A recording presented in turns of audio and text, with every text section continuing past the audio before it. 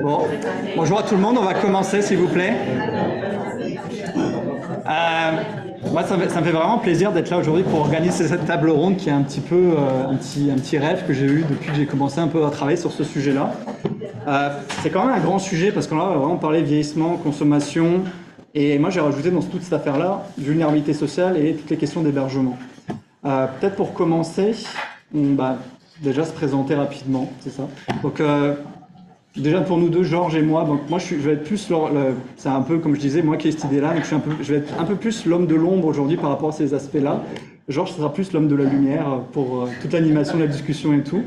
Mais voilà, donc moi je suis chercheur à l'Institut universitaire de dépendance, je suis professeur associé à l'Université de Sherbrooke et sur une note un peu plus personnelle aussi, je suis membre du CA de l'Anonyme. Donc il y a toutes les choses qui se mettent un petit peu ensemble de ce côté-là. Donc je laisse à Georges se présenter, puis après tous nos invités à la suite.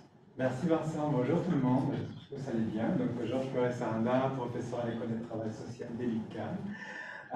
Puis je suis content d'être la lumière aujourd'hui, comme tu dis. Mais tu as une référence à Marie-Carmen, en fait, la chanson des Landes à la lumière. On voit bien que tu t'intègres au Québec, tu vois. Donc, j'ai le plaisir en fait de jouer un rôle très facile aujourd'hui. Je vais faire la modération donc, de la discussion de nos invités et puis donc, la modération aussi de la discussion avec vous aujourd'hui. Donc, je vais inviter nos invités. Inviter nos invités, ça fait un peu trop, mais inviter nos panélistes en fait à se présenter brièvement dans leur nom, leur affiliation. Donc, on commence par toi, Georges. Bonjour, Georges Johanna, directeur de la prévention de l'itinérance et de la recherche à la mission Aubrey. Merci. Frédéric Marie, spécialiste en activité clinique au service de formation soutien à la direction des programmes de santé mentale et dépendance du CIUS Centre-Sud.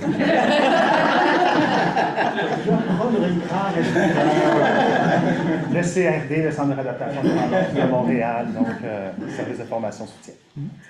Marie-Bernadette Valmera, je suis coordonnatrice de site hébergement, SAPA, donc côté hébergement, donc avec une clientèle avec certains problèmes de dépendance et d'itinérance.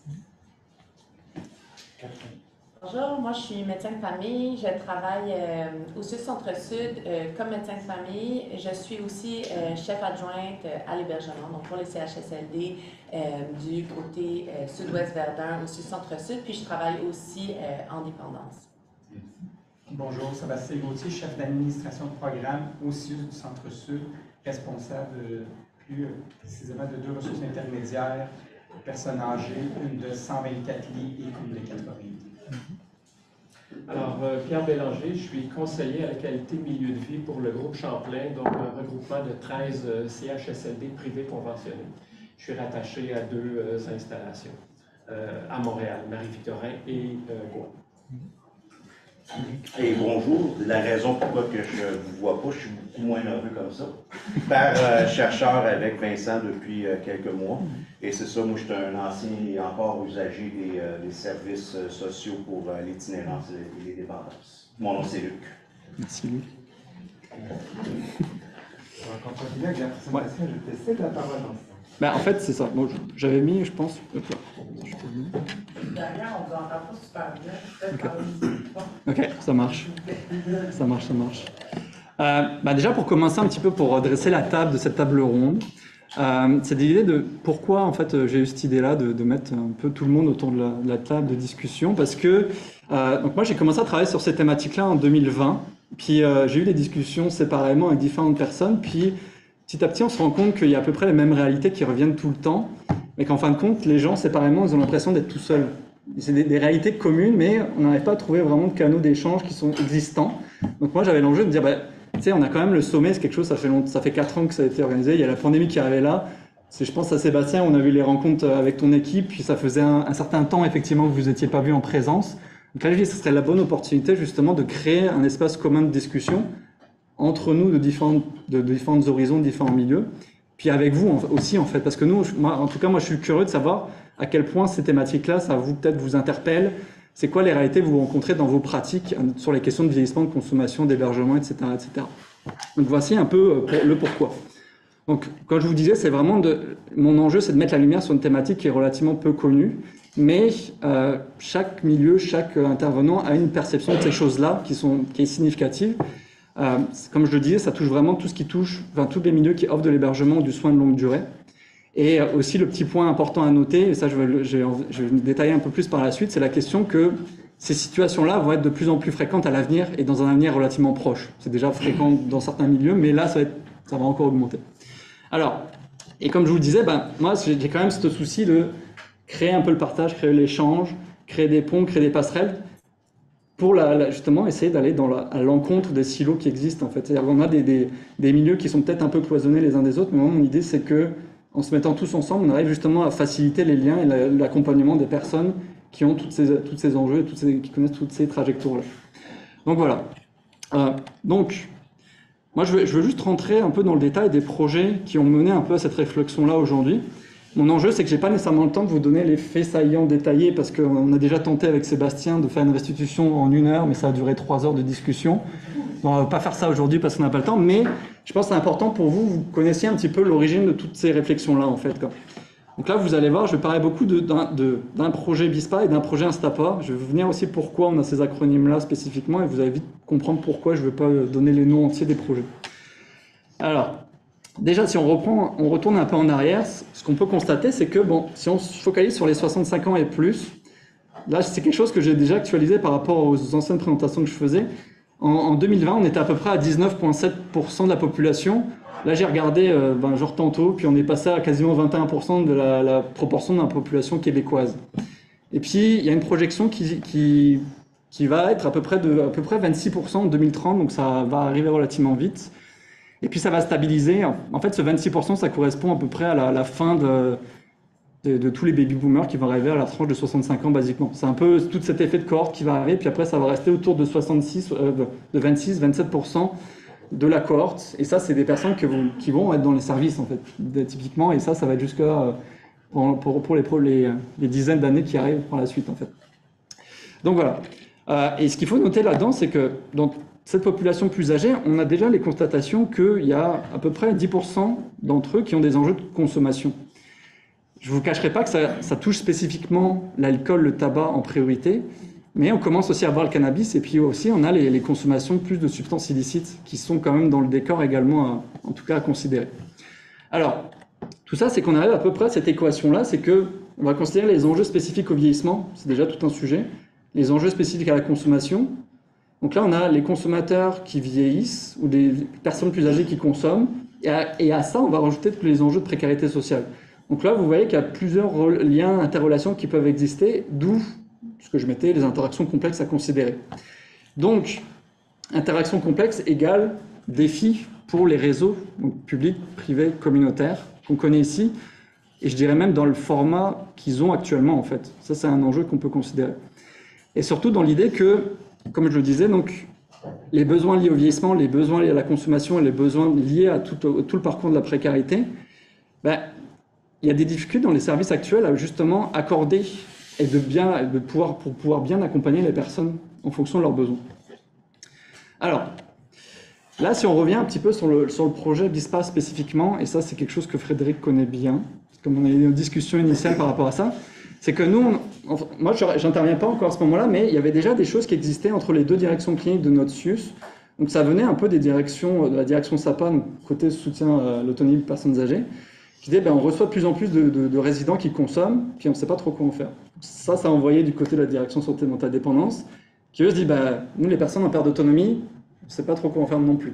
Donc là il y a une espèce de danse un peu bizarre, où on dit on ne trouve pas vraiment de solution pour arriver au bout de ces affaires-là. Donc là après, quand nous on a une petite alliance avec la direction santé mentale dépendance, c'est venu de notre bord, on dit en termes de comment on peut soutenir davantage ce milieu d'intervention-là. Donc là, c'est le mandat qu'on a reçu, je pense, fin 2019, comme ça, vraiment bien formulé. Et puis donc forcément, le temps de se l'approprier, de discuter avec les personnes concernées, de commencer à avoir une ébauche de qu'est-ce qu'on veut faire concrètement avec ces affaires-là. Nous, après, on revient en fait vers la direction clinique, vers les intervenants gestionnaires. Voici ce qu'on va faire avec vous, justement, pour vous appuyer davantage. C'est intéressant de voir un petit peu cet aller, ce retour-là.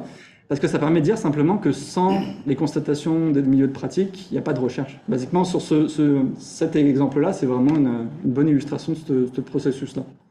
Alors, Mais rapidement, en fait, une fois qu'on a commencé le projet BISPA, on s'est rendu compte que il nous manquait des choses en fait dans le tableau. Et c'est là qu'en fait tout le milieu de Sébastien intervient, c'est que on a commencé nos investigations avec les personnes qui étaient côté CHSLD. Puis là, je me dis, ces personnes-là, elles s'inscrivent dans un continuum d'utilisation de services pour les personnes aînées. Et c'est pas que les CHSLD, il y a des choses qui interviennent avant. Typiquement, nous, on va être du côté des ressources intermédiaires. Et traditionnellement, on va considérer que c'est une clientèle qui est théoriquement plus autonome que la clientèle qui va en CHSLD. Je dis bien théoriquement parce que dans les faits, ça peut être... Ça, on pourra voir avec Sébastien, mais il y a l'enjeu de, effectivement, est-ce qu'il y a de la place en CHSLD pour accueillir toutes les personnes qui ont vraiment un besoin en termes d'accompagnement. Donc ça peut être aussi, moi je vais l'appeler un peu familièrement, il peut y avoir une clientèle pré-CHSLD en ressources intermédiaires, on va appeler ça comme ça. Mais pour moi, par rapport au projet, ce qui est intéressant, c'est qu'on retrouve les mêmes enjeux en fait, des enjeux de consommation, des enjeux de potentiellement de précarité, de vulnérabilité sociale.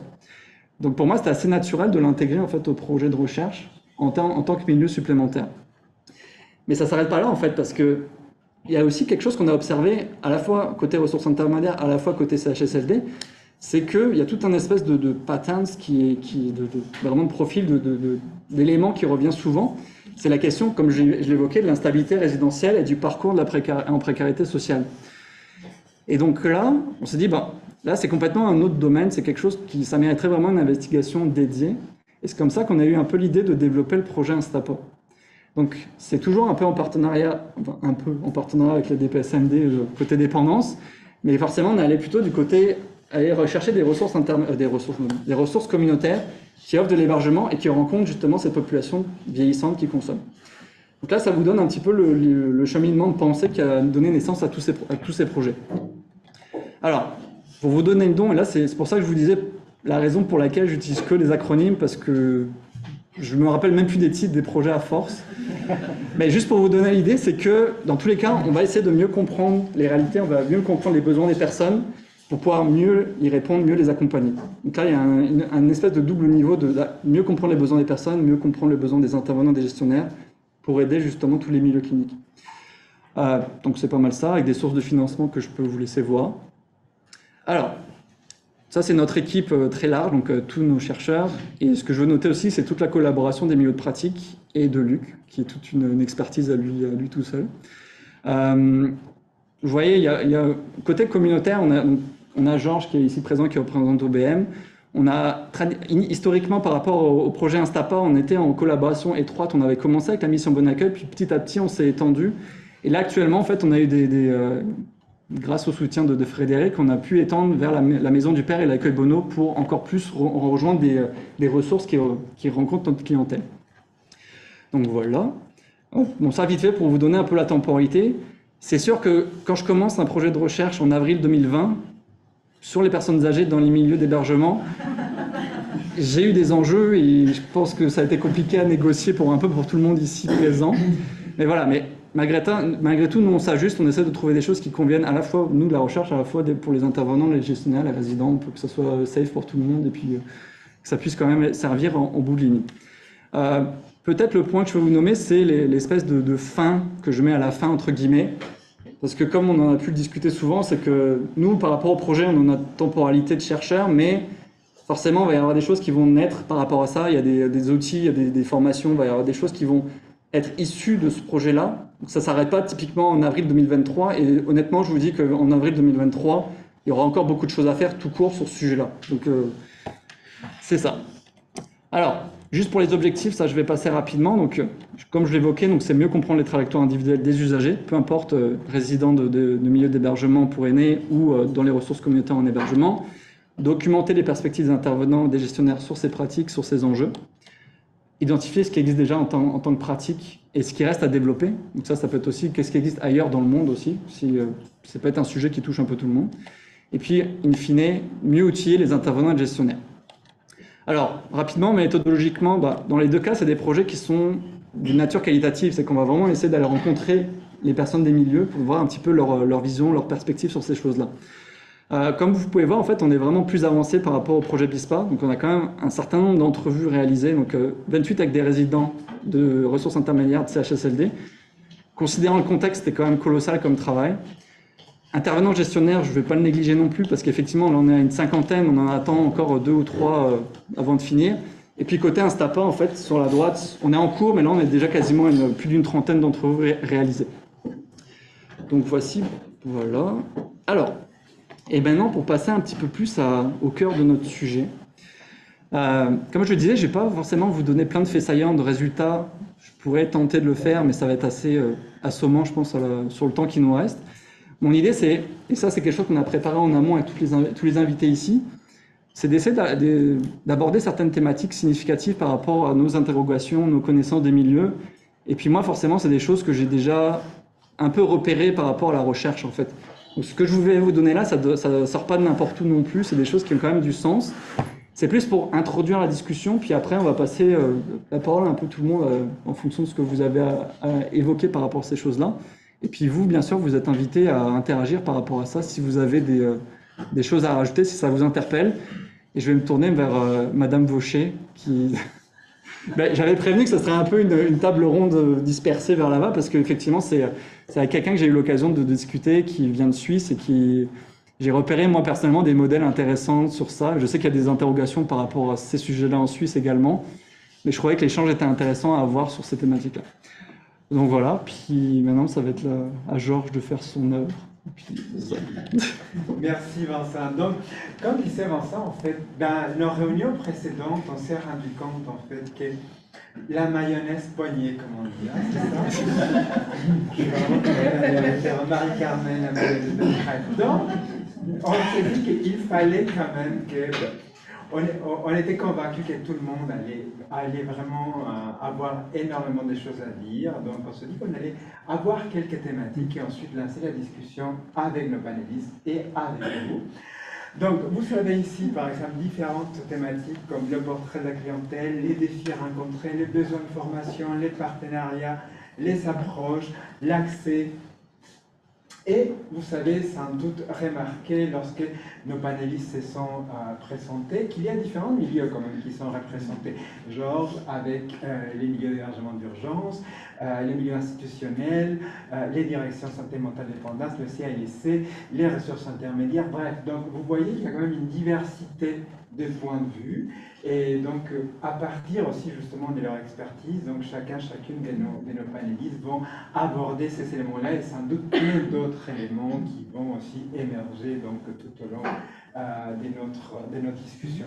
Donc, je vais peut-être vous inviter, chers panélistes, à aborder justement une des questions. Par exemple, quel est le portrait de votre population? On pourrait commencer par cela et ensuite on continuera à discuter. Est-ce que quelqu'une voudrait se lancer? Bon. Ce que je peux dire, nous en hébergement, mon expérience se situe plus au manoir de la Job, on ne va pas la nommer, comme France. Nous avons une unité de 18 résidents. C'est un programme qu'on a mis en place en 2018, donc maintenant ça fait 4 ans, où la particularité, ce sont des gens qui sont déjà en situation d'itinérance pour être là, pour être sur cette unité-là, et des gens avec problème de consommation aussi. Donc, c'est un grand défi qu'on relève avec tous les thèmes qui sont là. Évidemment que nos résidents nous arrivent via le MAH parce qu'ils ont été bien souvent soit hospitalisés et on est rendu compte qu'ils ne pouvaient plus retourner dans le milieu. Donc, on essaie de trouver un milieu compensatoire, donc il y a l'hébergement pour eux.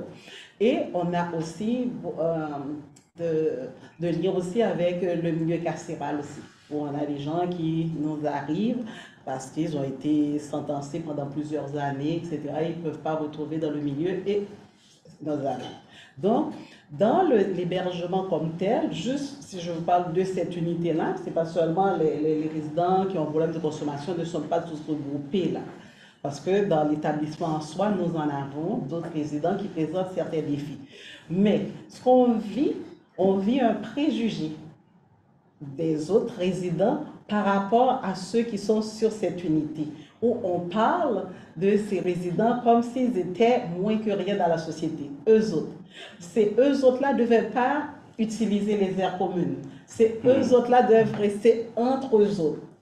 Et notre grand défi aussi là-dedans, c'est qu'on a essayé de vivre selon essai-erreur, de dire ben, on n'est pas là pour les empêcher de consommer, on est là pour les accompagner dans leur consommation, tout en respectant la liberté de l'un et de l'autre, qui est notre plus grand défi.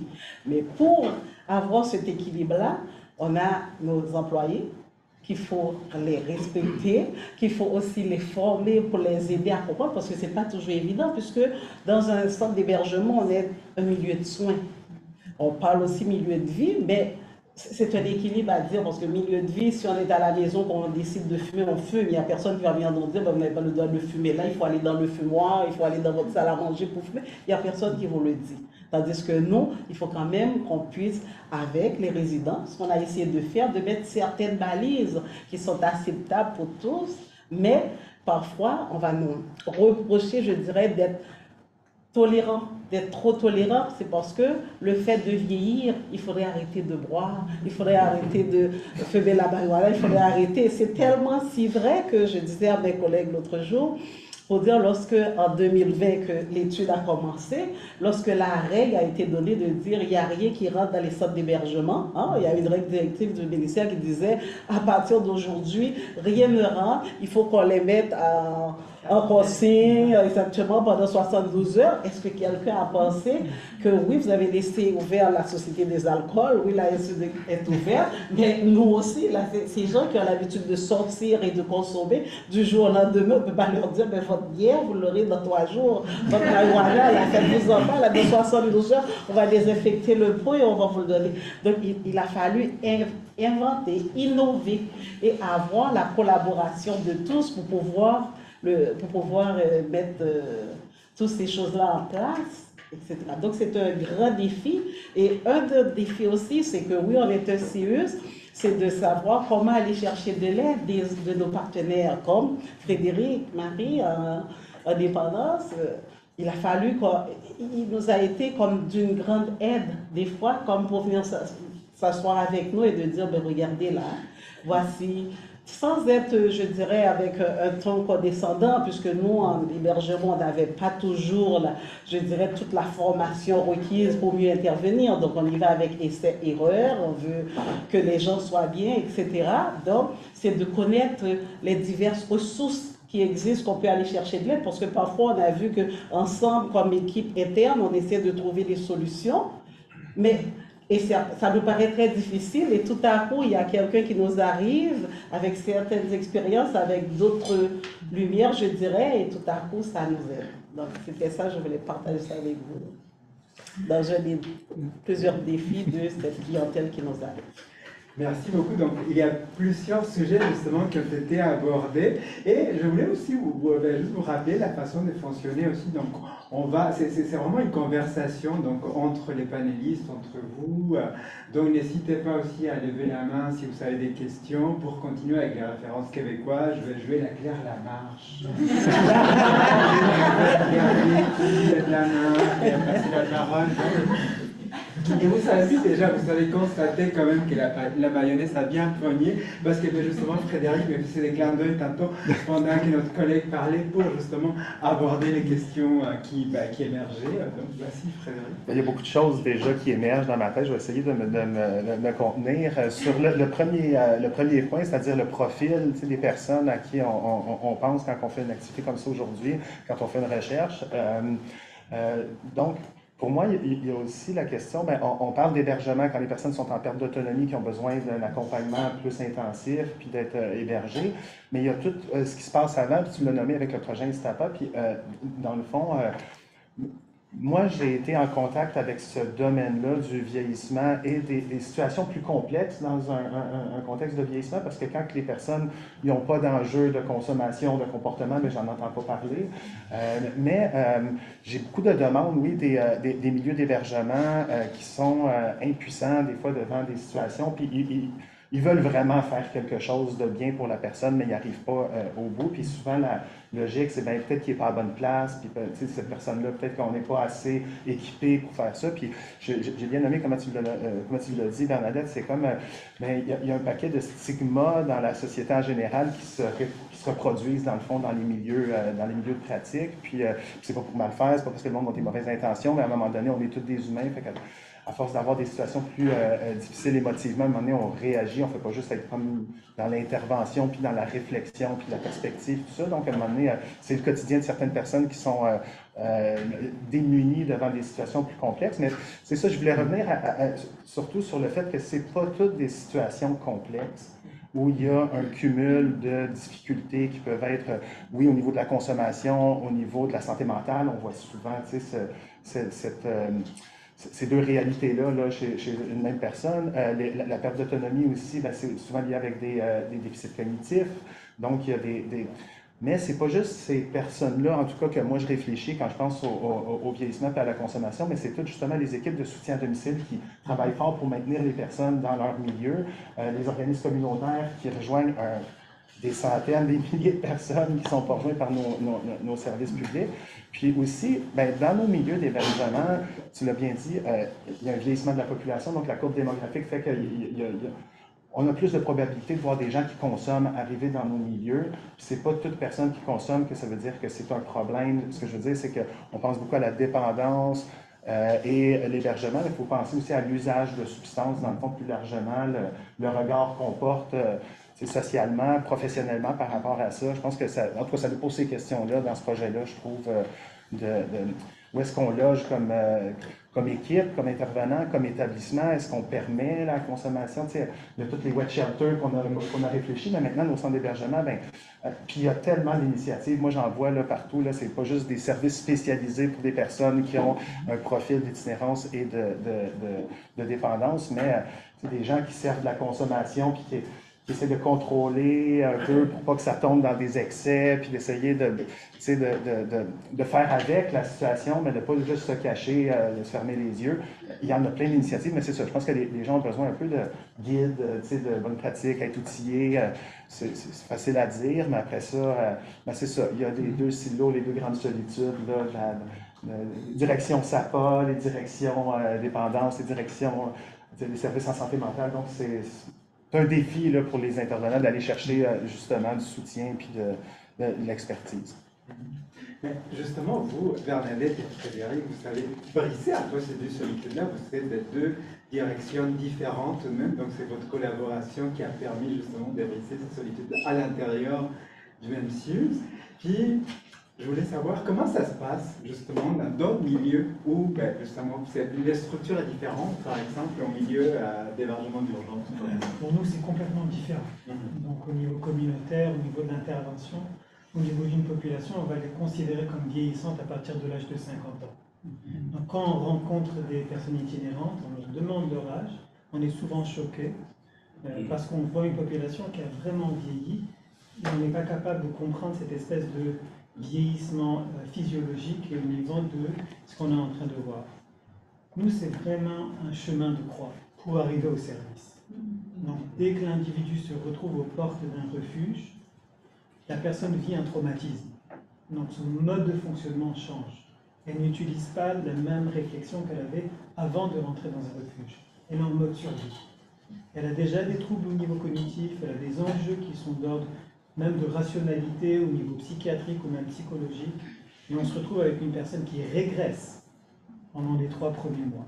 Et notre enjeu est un enjeu d'accéder à des services le plus rapidement possible pour les sortir. Pendant très longtemps, trop longtemps, le milieu de l'itinérance misait principalement sur le soulagement de l'itinérance. Et là, dans les 15 ou 20 dernières années, on mise beaucoup plus sur des solutions. Maintenant, les solutions, il faut créer des ponts. Et souvent, on se trouve, et c'est le terme que j'utilise, dans le triangle des Bermudes, au niveau de cette population. Ça veut dire quand on va vous dire on va le mettre dans un logement autonome, très rapidement, on va nulle part, ça dégénère trop rapidement. Si on le maintient dans un contexte de refuge, l'environnement, la jungle je dirais du refuge fait en sorte que la personne perd son sens. Donc elle est un peu noyée à l'intérieur de la réalité du refuge. Et quand on cherche des petites ressources qui existent en matière et qui travaillent très fort pour essayer de placer cette population, c'est la croix et la bannière. Donc il faut faire preuve que les problèmes de santé mentaux ne sont pas trop lourds, que le problème de toxicomanie est gérable, qu'il y a une équipe pour les suivre. On fait un très beau paquet, on essaie de leur offrir quelque chose, on respire à peine pour savoir s'il va être accepté ou ne pas être accepté, mais c'est ça notre réalité. Donc ce qu'on cherche à faire, c'est souvent développer des liens directs avec les différents milieux institutionnels pour dire, ben là on a besoin d'un coup de main. Ce qui se passe, et vous le voyez souvent dans le contexte des femmes itinérantes, c'est qu'on va reconnaître la problématique, et souvent on va devoir attendre 1 an avant d'avoir les ressources. Donc tout récemment, au pavillon Patricia Mackenzie, on avait une dame de 88 ans qui ne voulait pas quitter le pavillon parce qu'elle était chez elle. Et nous, on avait un enjeu éthique, moral, c'est-à-dire est-ce qu'on la garde ou est-ce qu'au contraire, il y a d'autres ressources. Et finalement, ça a été un cas d'école pour nous parce que c'est la police qui est venue chercher cette dame pour l'amener vers une autre ressource. Parce que nous ne pouvons rien faire, on mettait sa vie en péril, et en même temps, le service institutionnel n'était pas au rendez-vous. Donc on se retrouve très souvent acculé contre le mur dans plusieurs dossiers qui sont liés au niveau du vieillissement, la dépendance, la santé mentale, et on est un peu en perte de vitesse vis-à-vis de ça. Je retiens 2 mots-clés d'abord pour vous, c'est les 2 solitudes qu'il faut briser. De votre côté, c'est le triangle de Bermude, parce que parfois on a du mal à justement trouver une ressource pour quelqu'un qui a plusieurs facteurs d'oppression, si on veut, différentes caractéristiques qui font en sorte que c'est difficile de trouver une ressource. Puis je voyais Catherine hocher de la tête, puis je vois aussi nos collègues. Donc est-ce que, justement, un des points pour solutionner le triangle de Bermude, est-ce que les ressources intermédiaires seraient une solution, justement? Bien, on a des défis également, parce que pour le niveau de la trajectoire pour l'accès à nos services ressources intermédiaires, bon, nous aussi, comme ma collègue ici, c'est critères d'accès, c'est perte d'autonomie et puis d'être une personne âgée. Ensuite, il y a tout ce qui vient, mais donc nos milieux, c'est des milieux de soins, à la base avec infirmières, travailleurs sociaux, c'est beaucoup axé sur le soin physique.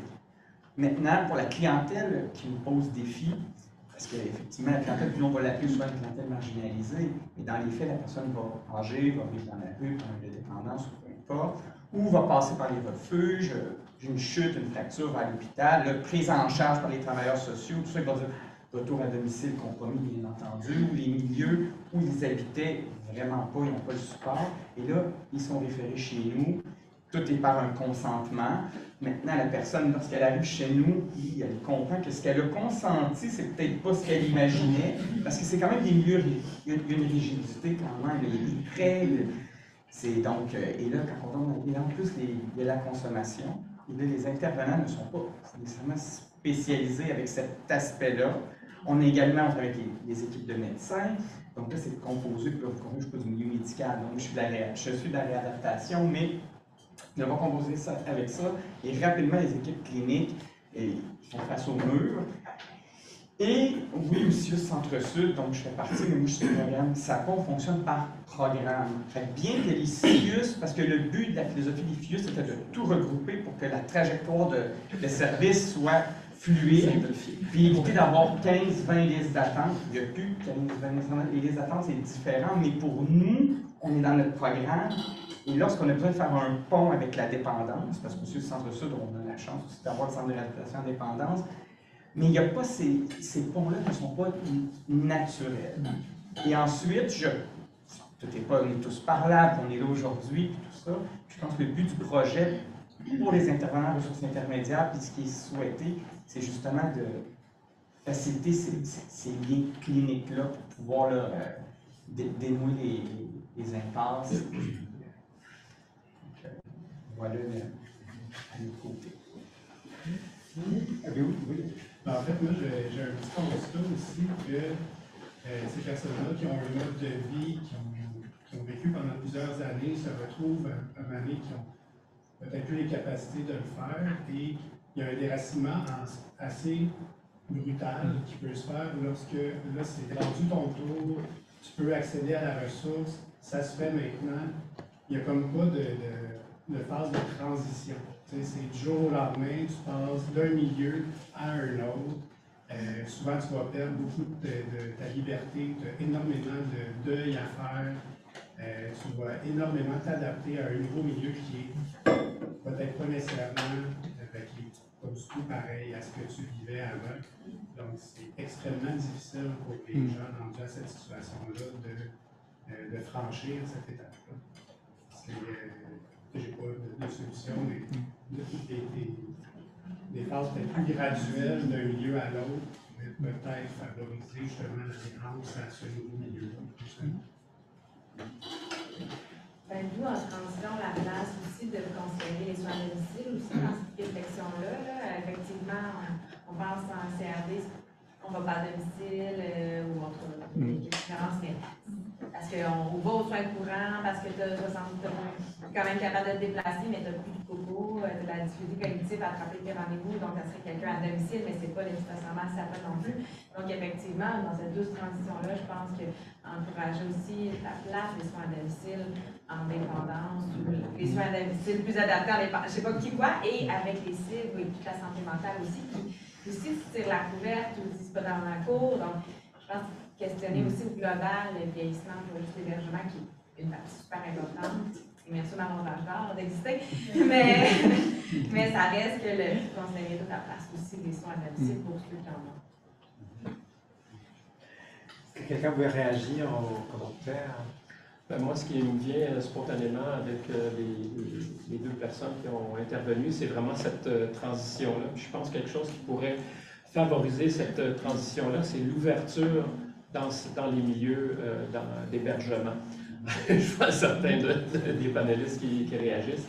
Ça a été nommé à plusieurs reprises, c'est vu comme étant vraiment un milieu de soins, alors que ça se veut plus un milieu de vie, mais cette notion-là encore, surtout pour les équipes terrain, les équipes soignantes, ça colle pas. Vraiment, les gens, le personnel va réagir aussitôt qu'on parle de consommation. La réalité chez nous, j'ai consulté mes collègues conseillers qualité milieu de vie également dans les autres installations.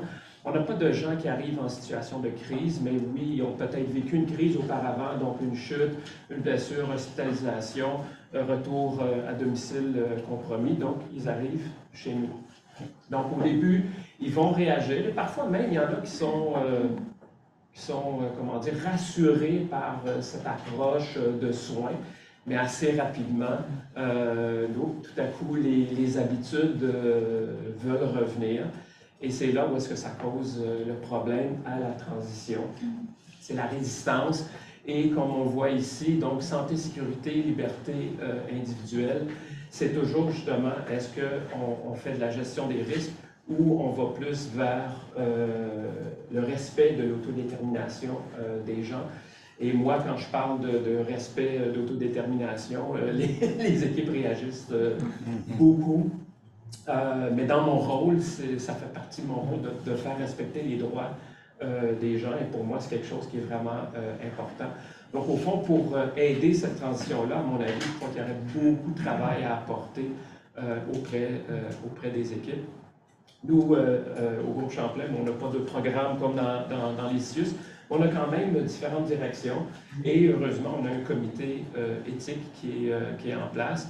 Et depuis un an, le sujet de la consommation a pris place, surtout en lien avec le cannabis. Et l'enjeu, ou le défi, je devrais dire, c'est justement que les employés ne perçoivent pas, ou du moins qui réussissent à percevoir la consommation du cannabis comme étant quelque chose de récréatif, d'accepté. Et les gens vont l'aborder d'un point de vue très personnel.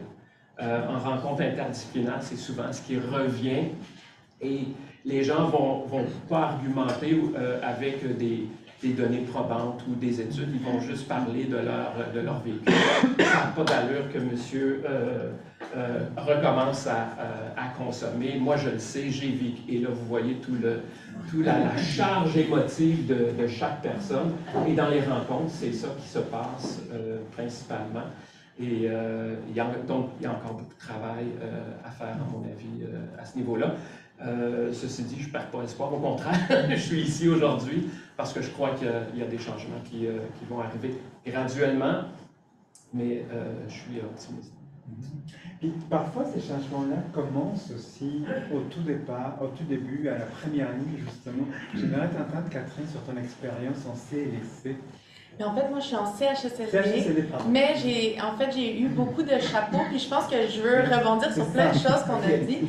Puis, c'est ça. Donc, moi, je suis médecin de famille au bureau, mais je ne fais pas de dépendance là, mais j'ai travaillé par exemple au STMU, qui est une unité d'hospitalisation à l'hôpital Notre-Dame.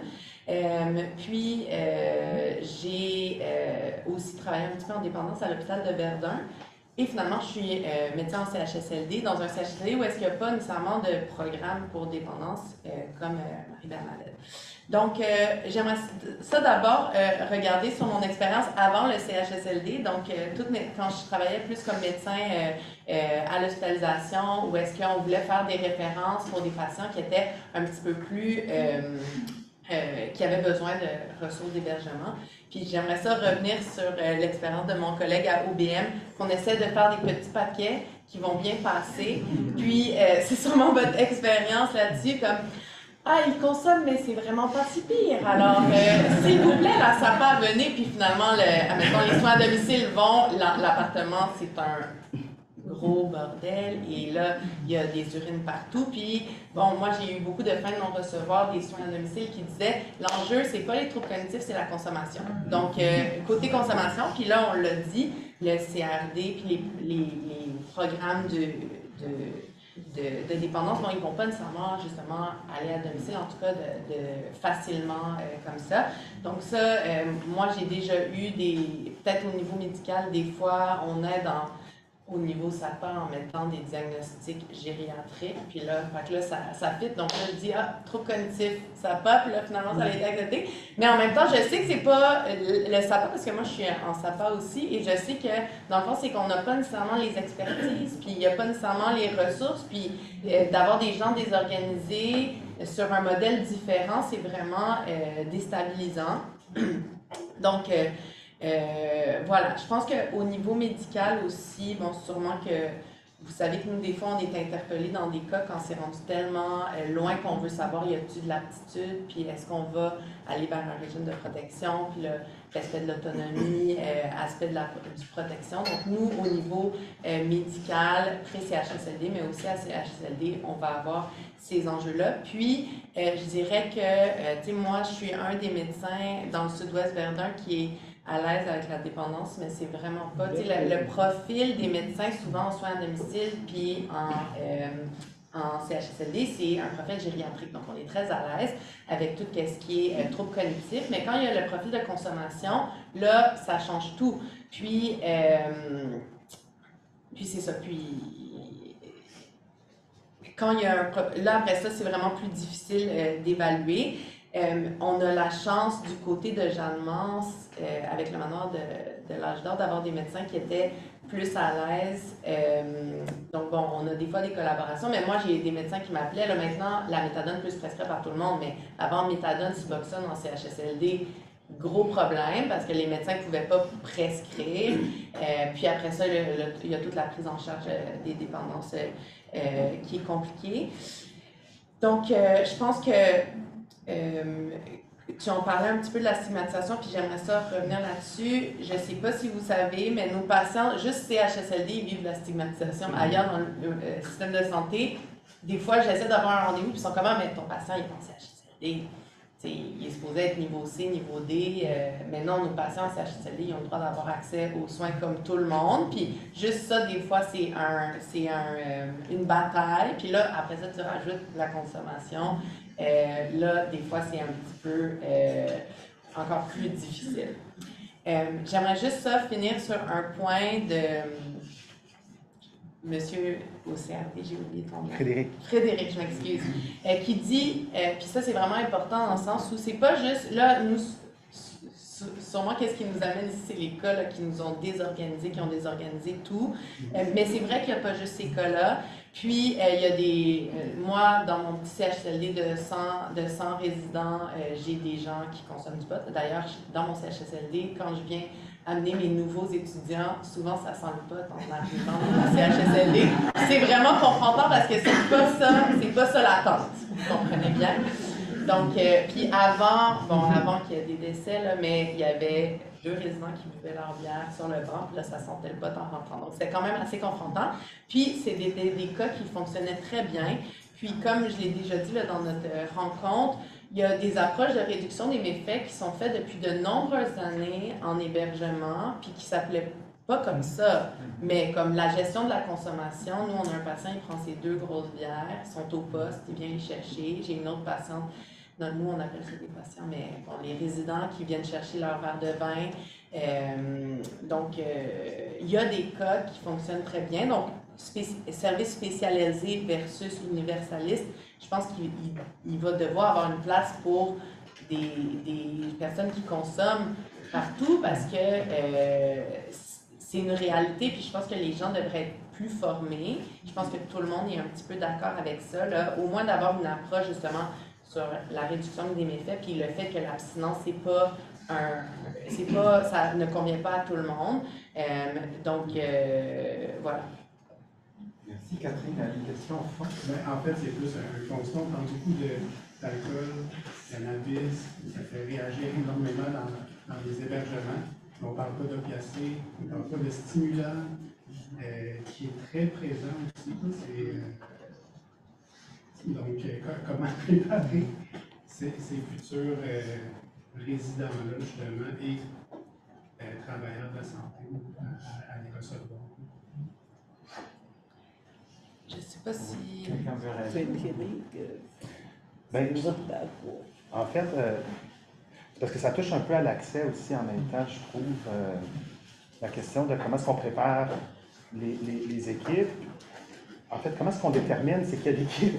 Moi, ça part de là, mon questionnement. Puis dans la recherche, je l'ai soulevé à un moment donné, je disais, OK, mais les trajectoires dont tu parlais, Sébastien, puis là, on est dans les cotes, la cotation, est-ce que son niveau de perte d'autonomie est suffisant pour tel type d'établissement? Non, ce serait plus une ressource intermédiaire. Ah, mais ici, on n'a pas beaucoup de personnel, lui, il va demander un peu plus d'intensité, fait que ce serait peut-être pas la meilleure place. Fait que déjà, tout ce cheminement-là, entre, c'est ça, une demande, là, une DESI, je pense que ça s'appelle, la demande de service interétablissement, à l'hôpital. Donc, la personne, retour à domicile compromis, puis à partir de là, il y a toute cette mécanique-là. Bernadette, tantôt, l'a dit, le MAH. C'est le mécanisme d'accès en hébergement, pour ceux qui ne savent pas, qui est une structure là, de dispatch, si on veut, d'évaluation puis de dispatch des gens quand ils ont besoin d'hébergement, avec un paquet de calculs là-dedans. Là, c'est super compliqué, c'est assez opaque. Mais en même temps, c'est par là qu'on détermine le meilleur endroit pour quelqu'un avec la connaissance qu'on a des milieux. Puis est-ce qu'on prépare la personne à son nouveau milieu? Bien, probablement qu'il y aura oui, on le fait, mais est-ce qu'on le fait suffisamment? Avec tout ce que tu disais, c'est confrontant pour eux autres aussi, le changement, l'adaptation. Des fois, ils ont 50 ans et sont considérés comme des personnes en vieillissement, oui, prématuré, mais ils arrivent dans des ressources où la moyenne d'âge est 75, 85 ans, puis là, il y a comme ça, oh là là, c'est pas ça que j'avais prévu. Puis, puis j'ai participé à des discussions de ce MAH, il y a des fois des comités d'orientation à l'accès, puis là, ils viennent chercher des expertises, soit en santé mentale, soit en dépendance, parce que la personne a un profil plus complexe. Puis, il y a des recommandations, il y a un paquet de choses qui partent, mais est-ce que les équipes qui reçoivent ces gens-là ont été préparées, puis est-ce que l'usager a été préparé aussi? Moi, je pense que là, il y aurait peut-être un élément de réponse. Oui, formation, outillée, déstigmatisée, ça, c'est partout, mais il y a quelque chose dans... Mais quand ça part bien, on sait qui qu'on attend, on sait qu'il va être un peu différent peut-être au niveau de l'attention qu'il va demander. Peut-être qu'il va falloir mettre un petit peu plus d'attention au début pour placer les choses, pour être sûr que ça... On dit déraper, là, mais tu sais, c'est les habitudes, là, on sait, l'autocontrôle n'est pas évident, surtout si on a des lésions cérébrales, des déficits cognitifs, tout ça. Mais c'est ça. Moi, je pense que dans la préparation, il y a quelque chose. Puis aussi dans la trajectoire, comment est-ce qu'on détermine le meilleur milieu pour ces personnes-là en fonction des places qu'on a, parce que les places sont limitées, mais en fonction aussi des expertises. Là. Je pense que de dire, OK, ben cette ressource-là va recevoir telle personne, mais on va adjoindre quelqu'un pour aider la préparation, puis peut-être la mise en place d'une stratégie qui va être gagnante pour la personne, là, puis qui va être réaliste aussi pour l'équipe à gérer. Fait que ça, je pense qu'il y a un élément là, vraiment dans la formation en continu, mais tu sais, qui qu'on envoie où, puis comment est-ce qu'on prépare l'équipe à faire face à ces défis-là qui sont juste différents, là, sont pas insurmontables, mais... Merci. On voit que ça a vraiment suscité énormément de questionnements. On a 4-5 demandes d'intervention, donc de là, Luc, et ensuite mes collègues. On va commencer chronologiquement. Il y a beaucoup de choses qui me viennent. Présentement, je suis travailleuse depuis les 10 dernières années dans le quartier Centre-Sud à Montréal. Merci de ton intervention parce que depuis tantôt, vous parliez de potes d'alcool, puis j'étais comme, mais il n'y a vraiment pas juste ça. Puis c'est pas tant le plus compliqué pour nous, c'est plus quand la substance est illégale, elle la chercher, comment eux, il faut qu'ils puissent se déplacer parce que vous n'avez sûrement pas accepté dans les ressources d'hébergement des dealers qui viennent à domicile, j'imagine. C'est surpris comment c'est du domicile, hein? C'est de l'hébergement, mais c'est du domicile en hébergement. Je ne veux pas que les excuser. Oui, j'imagine en ressources intermédiaires, mais moi, je me vis présentement avec une personne, puis je pense que oui, il y a la consommation de substances, mais il y a aussi tout ce qui vient avec, des fois, des longs parcours de brisure sociale, d'itinérance, avec des populations. Tu sais, le soutien à domicile, c'est beau, mais je peux me tromper, mais mon expérience, c'est que souvent, c'est pas les mêmes personnes qui viennent de jour en jour. Ces personnes-là peuvent prendre 5 mois avant de faire confiance à quelqu'un. Fait que si pour eux, c'est violent. C'est juste violent, ils ne veulent pas le faire. Ils n'acceptent pas de faire rentrer les personnes, même si la personne vient et pourrait l'aider. Fait que moi non plus, je n'ai pas nécessairement de solution, mais c'est un peu ce qu'on voit. Puis, ce que je voulais aussi, c'est poser une question par rapport à l'alcool. Pourquoi nécessairement contrôler? Est-ce que vous contrôlez tout le temps? Parce que quand la personne, il y a des dérapages. Parce que moi, j'ai un cas en tête d'une personne qui, c'était toujours ça la question, là, on va contrôler, mais je suis comme, y a-t-il des problèmes? Est-ce qu'il y a déjà dérangé? Est-ce qu'il y a déjà voulu se battre? Est-ce qu'il a déjà crié, déranger les autres autour, tombé parce qu'il était trop sous? Puis il me disait non. Je dis, mais pourquoi contrôler? Parce qu'il se contrôle. Fait que ça, c'est la question, je sais pas si c'est fait systématiquement, mais c'est la question qui me vient en tête. C'est pas fait. Non, non, au fond, on ne le fait pas systématiquement. Écoutez, on a déjà eu des résidents, que ce soit au manoir ou ailleurs, d'accord, qui, du matin au soir, consommaient et qu'on n'est pas intervenu. Pourquoi? Parce que sa liberté de consommer, on a toujours respecté parce que ça ne brimait pas la liberté des autres. Parce que c'est toujours ça le problème. D'accord? C'est vraiment ça. On n'a pas de, comment dire ça, de préjugés. Le fait que la personne va consommer. D'accord? On va intervenir parce que il va avoir un comportement à risque, etc. Donc, vous le savez aussi bien. Donc, on a quelqu'un qui consomme. Je vais vous dire quelque chose là-dessus. Je me souviens, une des plaintes que j'ai eues en hébergement, justement, quelqu'un qui posait cette même question, c'était qu'on avait un résident qui buvait, qui fumait. Donc, mais habituellement, quand il en prend régulièrement ce qu'il doit prendre, aucun problème.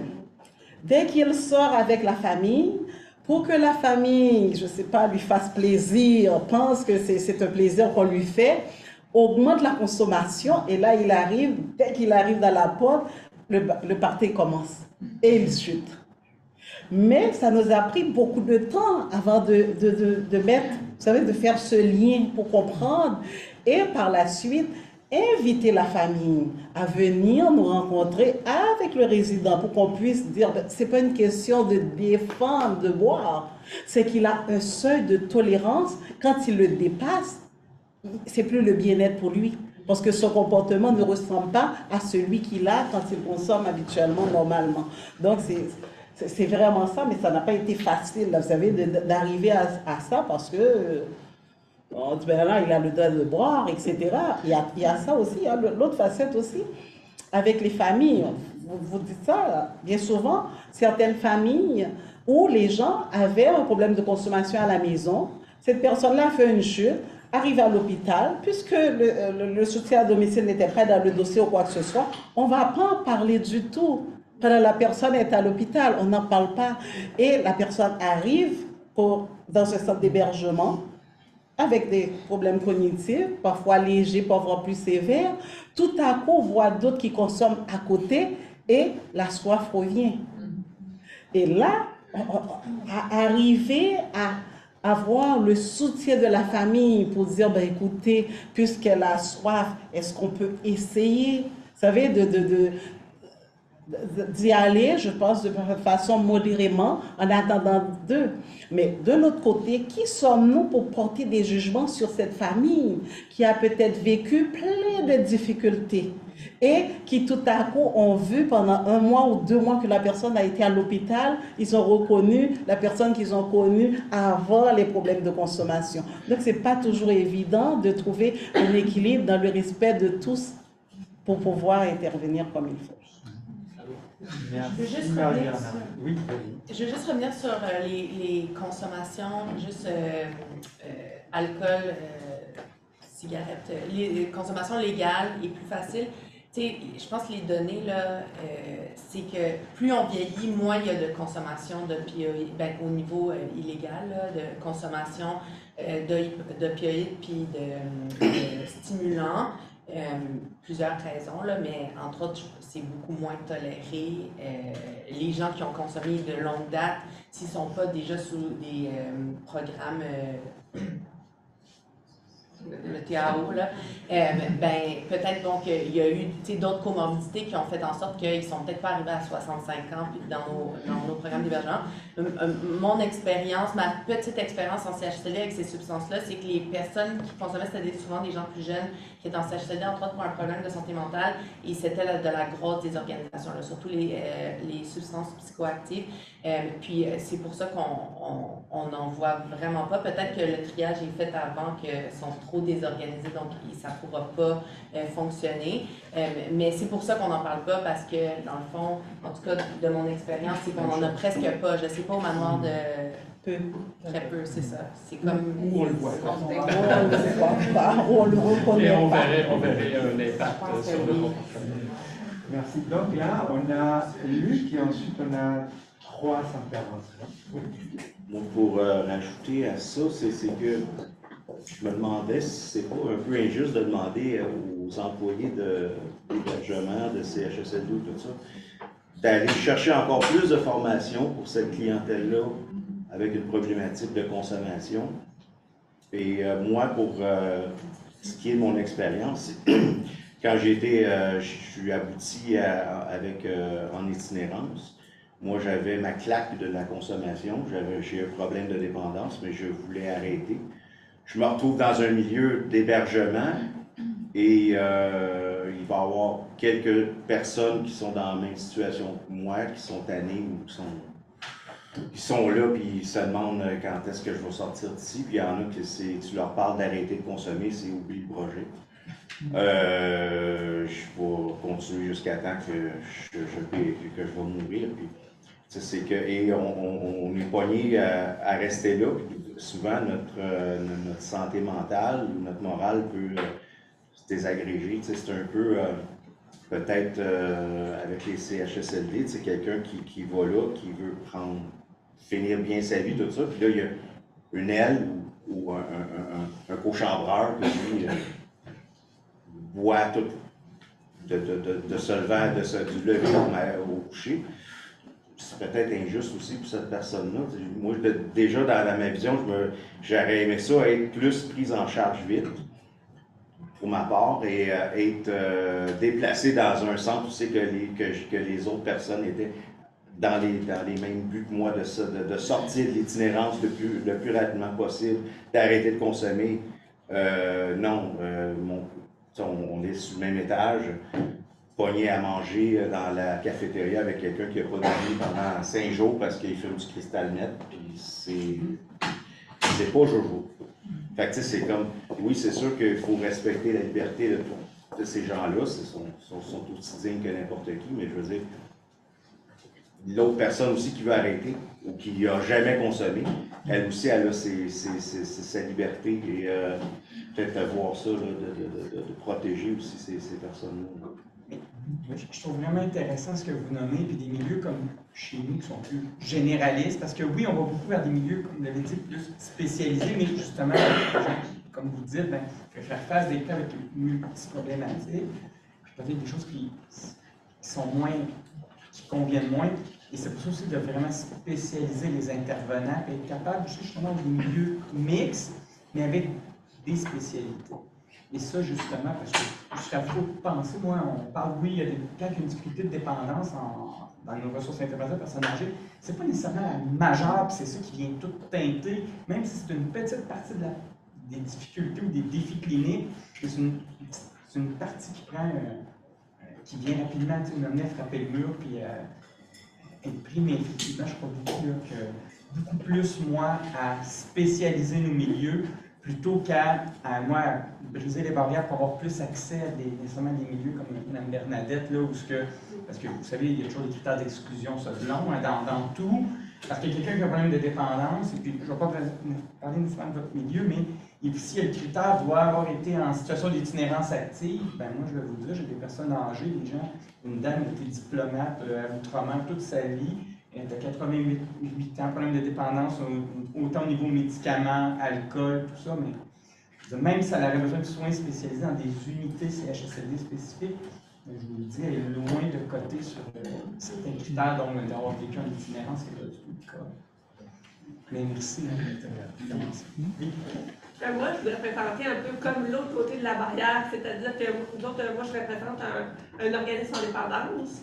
Puis, on reçoit une population de plus en plus vieillissante, souvent c'est l'alcool. Et on se retrouve avec des nouvelles problématiques parce que la consommation, souvent, elle a caché ou elle a empêché la personne d'avoir différents besoins pendant X années, hein, un peu comme M. Georges disait. C'est-à-dire qu'elle arrive chez nous et là, une fois que la consommation, la désintox est faite, la consommation tombe, les problèmes cognitifs qui avaient été cachés par la consommation apparaissent. Puis, ce que j'ai trouvé drôle avec Madame le Métrinché, oui, c'est que, tu sais, elle disait, des fois, elle cachait la consommation, mais des fois, on a des références qui cachent les problèmes gériatriques. Tu sais, fait que c'est correct, mais s'il arrive chez nous, puis il est incontinent, puis qu'il a des besoins qui dépassent notre organisme, ben, ne veut pas, nous, ça nous cause une problématique. Puis je suis sûre qu'André, qui est en itinérance dans la même ville que moi, il connaît ça aussi. Fait que, tu sais, des fois, des difficultés à marcher. Tu sais, nous autres, les organismes communautaires, en dépendance, on n'a pas nécessairement beaucoup de ressources. Fait que c'est clair que pour nous, juste la mobilité dans nos ressources, juste l'accessibilité aux personnes à mobilité réduite, c'est un défi.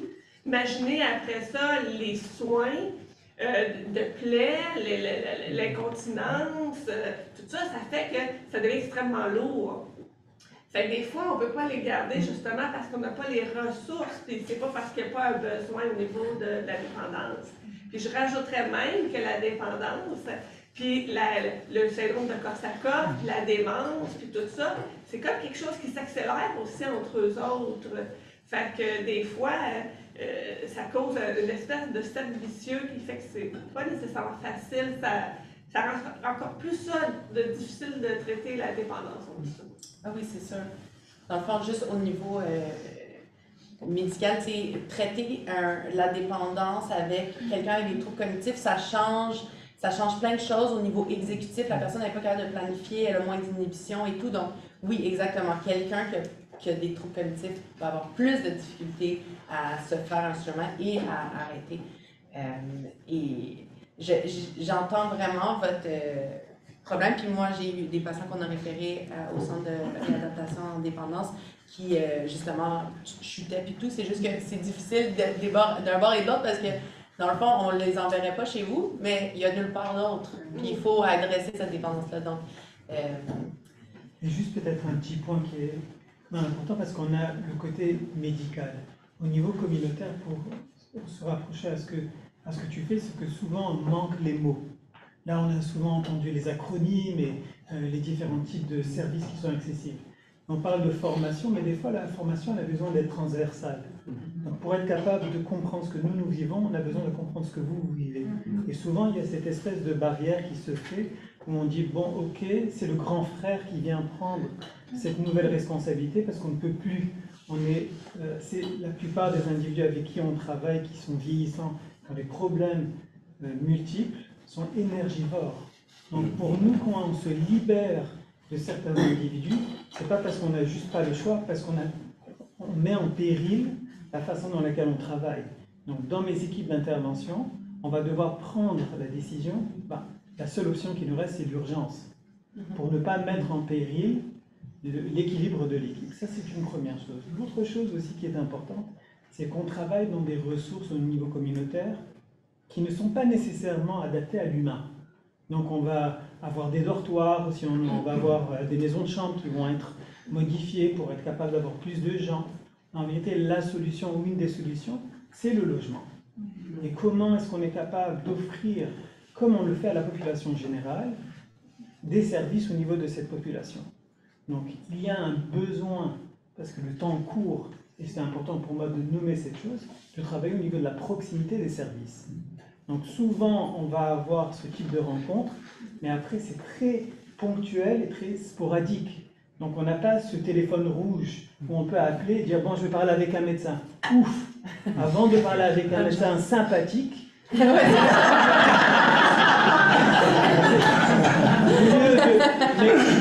ne juge pas, mais qui n'est pas patriarcal et qui n'est pas X, Y, Z, on se retrouve souvent, vraiment, c'est drôle pour moi de le dire, mais dans un chemin de croix.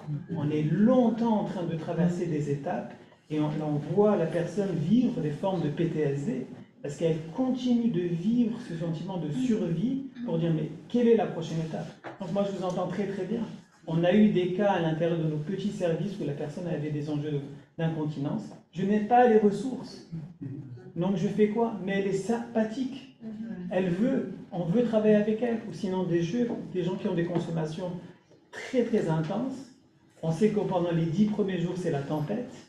On va vivre avec. Après on sait qu'on a 20 jours où on peut avoir un dialogue psychosocial. Donc on est nous dans un mode, pas juste d'adaptation, on a un mode, comment je pourrais dire, de recyclage. On fait avec ce qu'on a.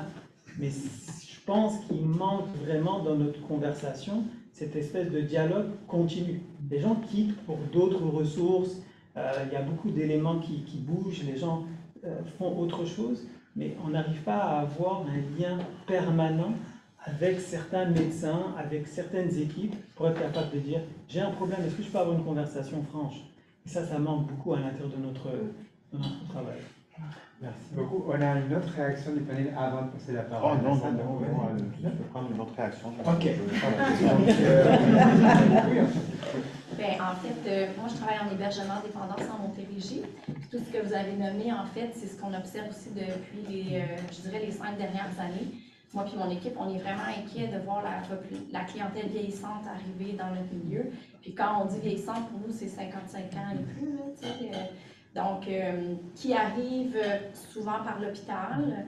Et l'hôpital, en fait, aussitôt qu'ils ont diagnostiqué un trouble de l'usage et que la personne nécessite un sevrage dans notre milieu, ils ne vont pas aller investiguer, en fait, tous les autres problèmes qu'ils pourraient avoir. Donc, tout de suite, ils vont être référés à l'infirmière liaison en dépendance. Et là, la référence est faite, l'usager arrive chez nous et là, le constat, au fil des jours, déficit cognitif en installation, finalement, on apprend que la personne a la vie seule, mon Dieu, qu'est-ce qu'on va faire? Donc, le travailleur social n'a pas été interpellé à l'hôpital. Nous, notre milieu n'est pas vraiment fait pour ça, mais on fait tout ce qu'on peut pour la garder le temps du séjour, faire un sevrage sécuritaire. Mais des fois, c'est très limite de ce qu'on peut faire. Mais ce qu'on essaie plutôt de dire, plutôt qu'on n'est pas capable, à chaque fois que j'ai l'occasion dans les réunions, de dire OK, qu'est-ce qu'on peut faire pour éventuellement adapter nos services pour qu'on puisse dans le futur accueillir cette clientèle-là. Parce que dans nos statistiques en bilan en fin d'année, on le voit, là, les pourcentages de nos clientèles C'est les 45 ans à 70 ans, là, c'est eux qu'on voit le plus dans nos services. Puis à 70 ans, ils sont malades, là, et physiquement, diabète, HTA non contrôlé, ils n'ont pas de médecin de famille, déficit cognitif. Ça fait des soins lourds à donner pour une personne qui nécessite un sevrage, qui risque de compliquer en plus. Donc, on est vraiment inquiets. Moi, j'étais contente de venir ici aujourd'hui, voir une discussion, puis essayer de nous donner des idées pour voir avec qui on pourrait collaborer pour cette personne-là, on fait quoi avec elle après? Parce que quand on essaie avec le CLSC, effectivement, ils nous disent, ben non, là, mettons 60 ans, ou ils ne veulent pas ouvrir le dossier pour plusieurs raisons de critères, que je peux comprendre aussi. Donc, on se retrouve un peu, finalement, un membre de la famille qui dit, OK, je vais m'en occuper un certain temps, et là, c'est la famille qui se retrouve avec une charge assez énorme. Mais c'est ça, on le vit de plus en plus. Donc, c'est quand même inquiétant. Donc, Catherine, est-ce que tu voulais réagir à ça? Ah non, je trouve ça intéressant, en fait. Okay. J'en ajoute après. Ah non, c'est très bien. Donc, on avait 2 questions là, et ensuite 2. Oui, au fond. Moi, ce que je voulais dire, au fond, c'est que si j'ai bien compris, une personne, parce que je travaille dans un SCS à Québec, le Centre de consommation supervisée, puis on en voit beaucoup des personnes vieillissantes, mais qui consomment de la morphine, ils vont consommer de la poudre. Mais est-ce qu'eux sont exclus de vos services, comme j'ai pu comprendre? Même si la personne, mettons, elle a cette problématique-là. C'est pas un critère d'exclusion. Okay. Non. C'est juste qu'ils ne sont pas chez nous. Qu'est-ce qui se passe avant? Mais c'est pas une exclusion. Là. Si allez-vous comme accepter que la personne aille, mettons, comme son safe supply, puis puisse s'injecter quand même dans le service d'hébergement? Si cette personne-là a encore, je pense, la mobilité pour se rendre au centre de service, on ne va pas intervenir là-dessus. Okay. D'accord? Mais là où ça deviendra problème, c'est la journée où il faudra prendre le transport adapté ou avoir un accompagnement pour l'amener. Vous savez, avec les ressources qu'on a, on va se dire, est-ce que avec 2 préposés sur l'étage on va avoir un préposé pour. Voyez-vous, ce sont ces questions qui arrivent parfois. Je pense. Elle dit, est-ce qu'on pourrait le faire sur place? Mais sur place? Ça arrive. Moi, j'ai des pilules à moi. Puis je veux faire, mettons, là, je sais pas, moi, je me fais, on va dire que la personne se fait, tu sais, moi j'en ai un, c'est Safe Puis je peux me faire peut-être 4 injections dans une journée. Mais est-ce que je pourrais les faire dans ma chambre à l'hébergement ou? Au fond, il y a des choses qu'on ne voit pas.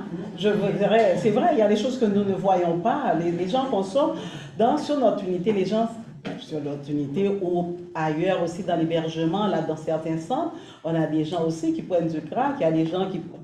On ne sait pas vraiment tout ce que les gens prennent. On parle d'alcool, de cannabis, parce que de ces substances-là, pour le moment, on a essayé de trouver des compromis pour les aider. Mais pour le reste, là, les gens consomment, certaines, on trouve des pipes dans les chambres, etc. Donc, probablement. Donc, ça dépend aussi, comme disait Catherine tout à l'heure, ça dépend aussi du médecin.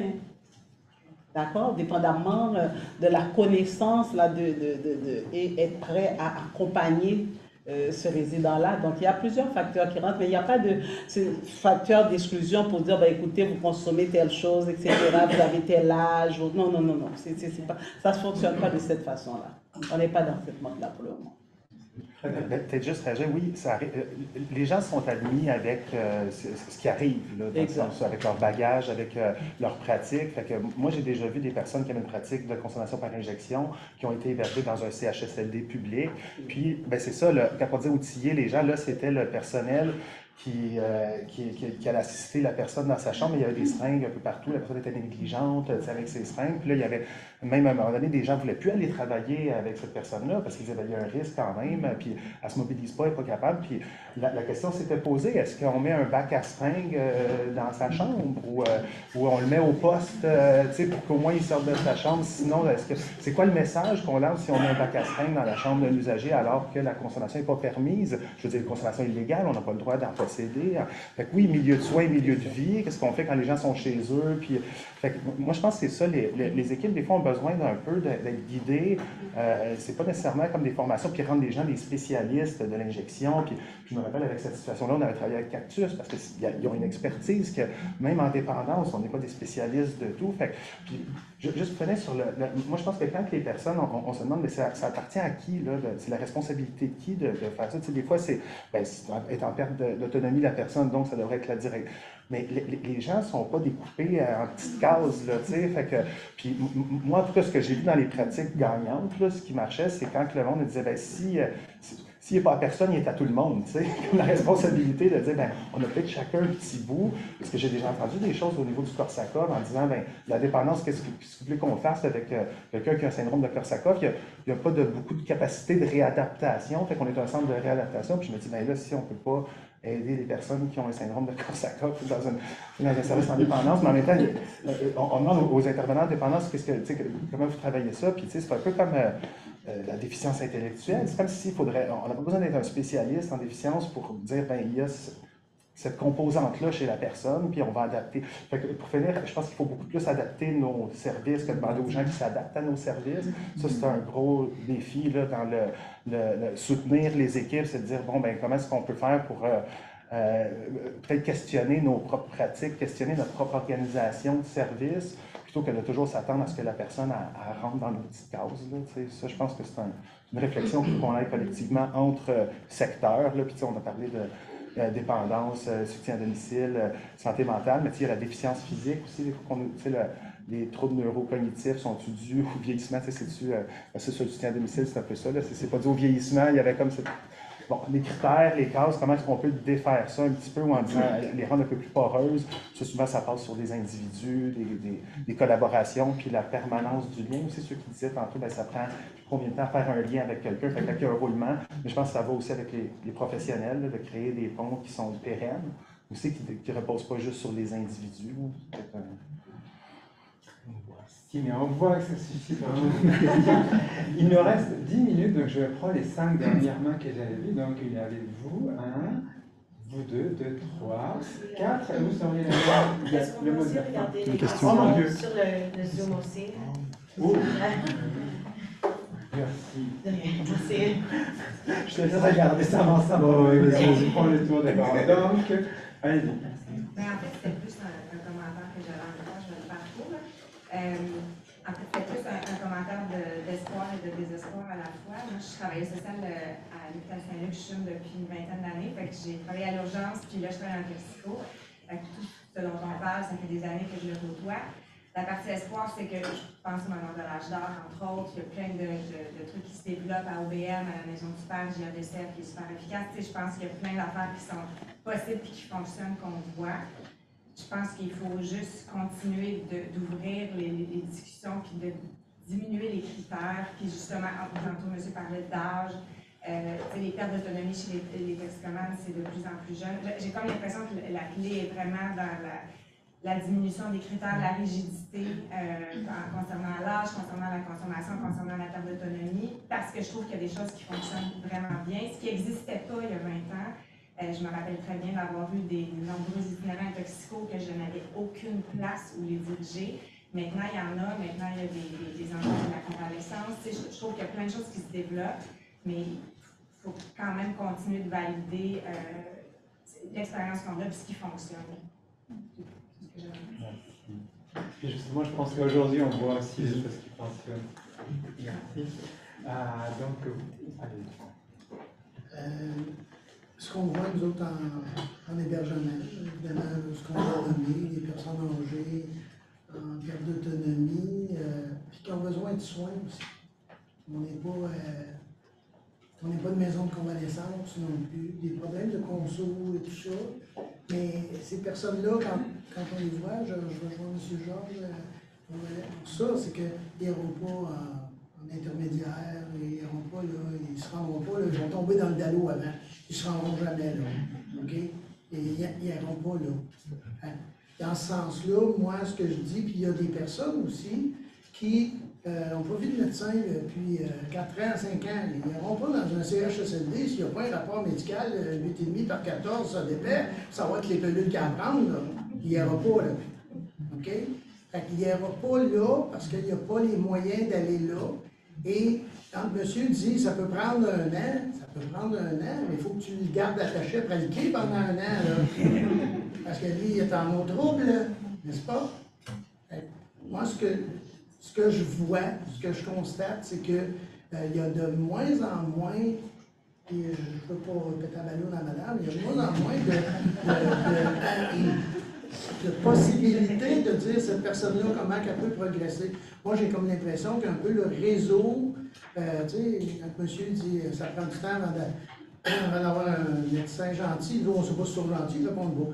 Alors, mais dans le sens où, est-ce qu'il va y avoir une option pour les personnes qui sont en perte d'autonomie, en besoin de soins, au niveau de l'itinérance, évidemment, là, c'est mon dada, puis au niveau de la conso? Moi, je me dis effectivement non, parce que le réflexe va être, c'est pas moi qui fais ça, c'est lui, puis en plus, je ne le connais pas. Fait qu'il va avoir une espèce de désengagement. On parlait de responsabilité tantôt. La responsabilité incombe aussi à la personne si elle doit avoir accès. Mais tu sais, quand on parle de papier, puis de cases, puis des crochets, là, oubliez ça. Là. Oubliez ça. Il n'y a même pas de crayon pour mettre un crochet dans le carré. Et ça, je pense qu'à un moment donné, la situation dont on parle aujourd'hui, en faisant le constat qu'il y a de plus en plus de vieux qui viennent vieux, OK, c'est quoi les soins qu'on peut offrir? Est-ce qu'ils ont accès aux endroits où ces personnes-là devraient avoir un suivi médical, etc.? J'en doute. Mais c'est vraiment intéressant ce que là, ça me touche. Vous avez raison, même en ressources intermédiaires, beaucoup d'appelés, peu d'élus, il y a très peu de place. Je pense vraiment que ça a été nommé. Il faut développer, à mon avis, les soutiens à domicile pour justement les situations de vie. Parce que le soutien à domicile, présentement, on l'a. Ça ne nous évoque pas, bon, ben, une personne âgée dans son appartement, qui vit tranquillement, besoin d'une infirmière qui vient. Mais non, c'est plus que ça, je pense. C'est vraiment que le soutien à domicile, comme on le connaît des CLSC avec des équipes infirmières, même assistants services sociaux, des préposés, d'être capable que vous ayez accès à tout ça. Juste quand il y a du temps, on va juste prendre les autres réactions, s'il vous plaît. Donc, ce que je vous propose, c'est qu'on prenne les réactions qui étaient déjà là, ensuite on voit s'il y a des choses sur ce qu'on veut. Non, rien, parfait, merveilleux, et on fasse après un dernier mot. Donc, on avait vous. Je vais être brève, là, parce qu'il nous manque un peu de temps. En tout cas, parce que je réagis à la fin, mais on dirait que j'aimerais ça faire un peu un résumé de toute cette... Parce que je trouve la discussion très intéressante et moi j'arrive du milieu de la DPJ, ça fait 30 ans, okay? Et j'arrive nouvellement en dépendance et je me dis, mon Dieu, qu'on mettait tout en emphase pour les enfants, les besoins des enfants en danger, hein, tout ça, mais au niveau de la population dépendance santé mentale, écoute, c'est comme un peu du syndrome, moi je peux dire, c'est pas dans ma cour. Je veux dire, quand un enfant était en difficulté, il y avait toute la panoplie médecin, Sainte-Justine, puis les corridors de communication, excuse-moi, se faisaient. Je ne veux pas dénigrer la santé mentale, dépendance, mais je trouve que c'est, dépendance, on dirait qu'on ne veut pas trop toucher à ça, les médecins, le CLSC, les références au GASMA, c'est laborieux, c'est dur. J'ai dû, des fois, moi j'étais intervenante pivot à l'externe et 2 fois j'ai dû appeler l'ambulance, j'étais en train de perdre une usagère, là, personne âgée à la maison. Je voyais qu'elle avait aucun service à domicile, donc c'est un peu de l'impuissance, je dirais. Je trouve ça particulier, mais bon. On me dit quand je suis engagée, tout est à construire, Marie-Josée. Pas le bateau. Tout est à construire, oui, c'est vrai, mais je reviens avec M. d'OBM, on dirait que les gens ne se parlent pas, c'est particulier. Ça vient me chercher un peu dans mon rôle intervenant, mais bon. Je suis en fin de carrière et puis je pensais prendre ça relax, en dépendance. C'est pas le cas, on fait pas là. Merci. Oui, ben, moi aussi je vais faire ça bref, très intéressant en passant cette discussion. Moi, je parle aujourd'hui, c'est vraiment qu'il y a un partenariat à faire entre les intervenants qui sont de première ligne en dépendance plus communautaire et les CHSLD et le service de santé. Je crois que les gens de la santé devraient venir former les gens qui travaillent en dépendance, qui ont une clientèle plus vieillissante, qui peuvent être amenés à intervenir avec des gens qui ont des problèmes de démence ou autres, des problèmes de personnes âgées. Puis ça me parle beaucoup que des employés de CHSLD jugent les gens juste pour un fumage de joint. Nous, c'est ça qu'on travaille en injection, on est comme un petit peu. On pas un jour,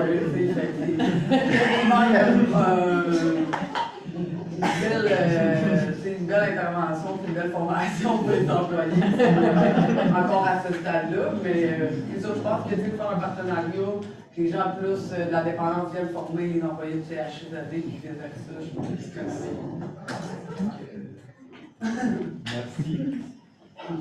Merci. J'ai combien de minutes? Ouais. C'est comme quand on prend l'ascenseur, il faut aller très vite pour les 5 heures. Moi, je rebondis sur tout ce qui est dit là. Je suis très heureuse d'entendre tout ça. Je voulais juste partager deux expériences de la Suisse. On n'est pas meilleur, on est vraiment les problématiques, mais on a développé deux choses intéressantes qui je pense vont en lien avec ce que vous avez dit. Je travaille à l'hôpital universitaire de Genève. Nous introduisons des programmes d'échange de seringues dans les milieux hospitaliers non spécifiques.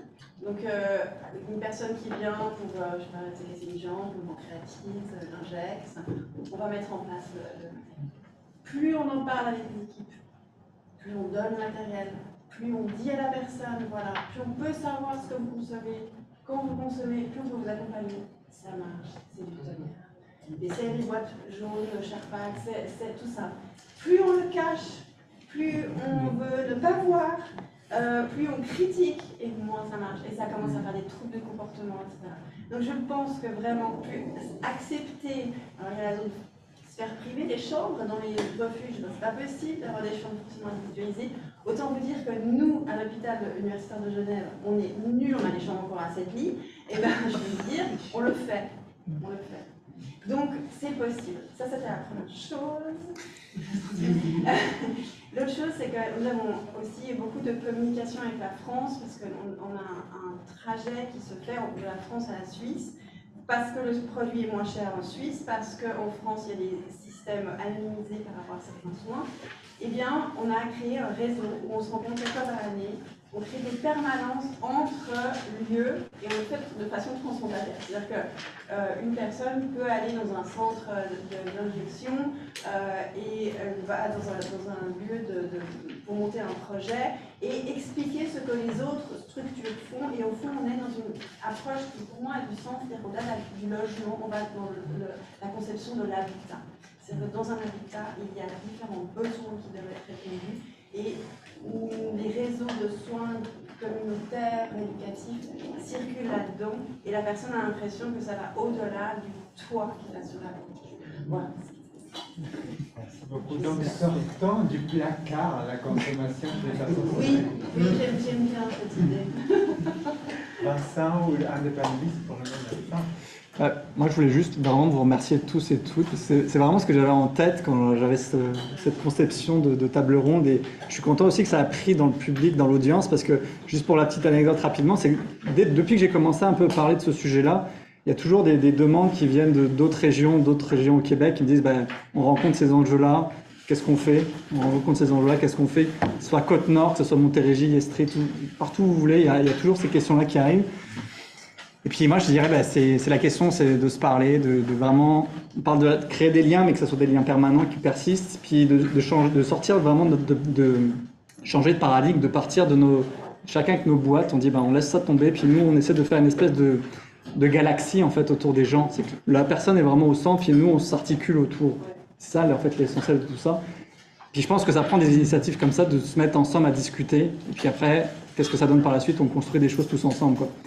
Donc moi, c'était un peu vraiment mon objectif à ce niveau-là. Puis si vous avez apprécié aussi également cette table ronde, je suis content. Puis j'espère que ça va donner des choses. Merci à tous.